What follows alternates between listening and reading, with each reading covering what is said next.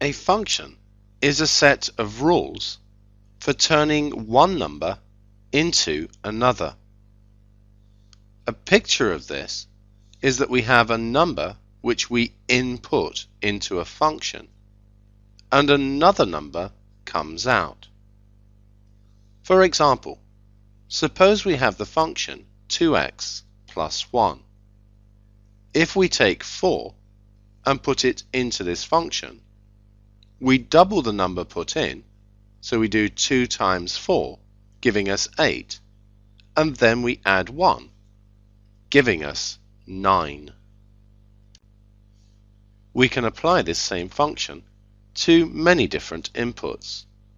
If the input is -3, we do 2 times -3, which is -6, then add 1, which is -5.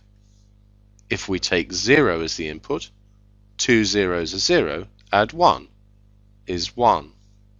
If we have 1/3 as the input, 2 times 1/3 is 2/3, add 1 is 1 and 2/3.